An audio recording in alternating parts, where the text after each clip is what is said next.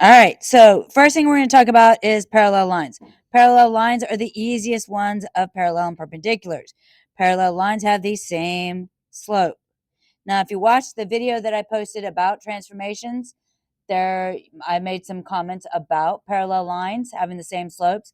Now we're going more in depth into it. But they have different y-intercepts.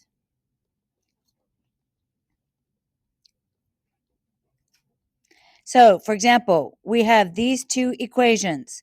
So, our first equation, y1, has a slope of 3/4 and has a y-intercept of -6. Our second equation has a slope of 3/4 and a y-intercept of +3. So, we're going to graph both of these to remind you on graphing. I'm looking at my first equation has a y-intercept of -6. And remember, the number that is on top, that is your rise. So I'm going to count up 1, 2, 3 lines. And then the number on the bottom is your run. So I'm going to count over 4 lines. 1, 2, 3, 4. And I'm going to put my dot.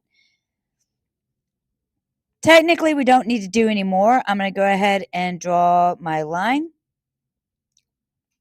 And I'm going to label this. I'm going to label this as Y1. Just so that I don't get confused, especially because you have a pencil and you don't have different colored pens and pencils, so you're just using one color. So make sure you label it. Labeling it will help you identify it. Saying y1 and y2, that's the same thing as saying f of x or g of x, right? We've named that function. All right, now we're going to do the second graph. Second graph has a y-intercept of +3, so that's above the y-axis up here at 3. It has a rise of 3, 1, 2, 3, and a run of 4, 1, 2, 3, 4. Parallel means, and of course I'm going to label this as well. Parallel means that they will never intersect. Okay. Any questions? All right. Now, perpendicular. This is the one that gets a little bit tricky because a lot of students just forget some of the terminology. Parallel lines have what's called opposite. Oh, I'm probably going to mess up the spelling, but reciprocals. It's probably not spelled right, but it might be. I don't know. They have opposite reciprocals. The y-intercepts in that case do not matter. We don't care about the y-intercepts. A way to remember this is to flip the fraction and switch. I usually put F and S. So when I see perpendicular, I write above perpendicular F and S. That lets me remember I need to flip and switch the slope. If it says parallel, you just need to remember that that's going to be the same slope. You don't really have to write, flip, and switch. You could above parallel. You could, when you're in a word problem or in a problem, write same above. Okay, so now that means if I have this equation, which has a slope of 3/4 and has a y-intercept of -6.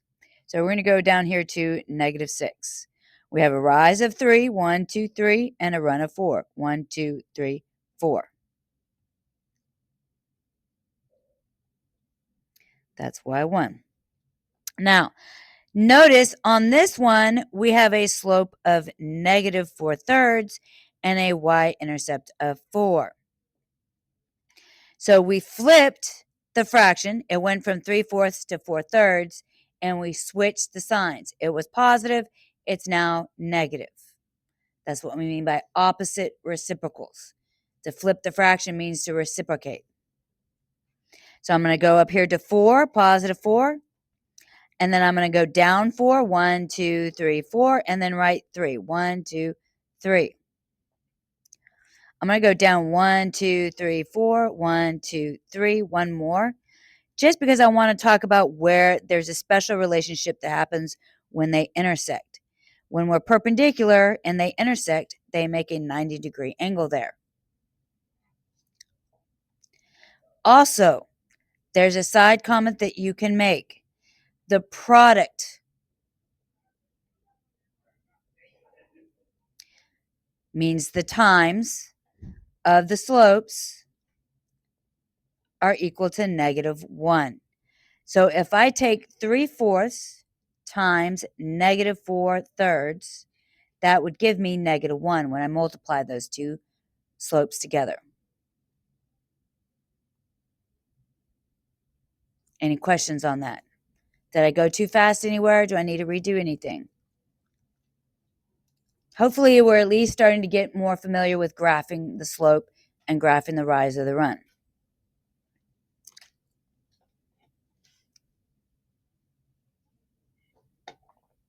That's pretty much the introduction lesson for parallel and perpendicular.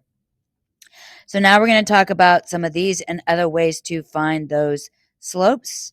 Give me 1 second. I'm going to go ahead and stop this video and so I can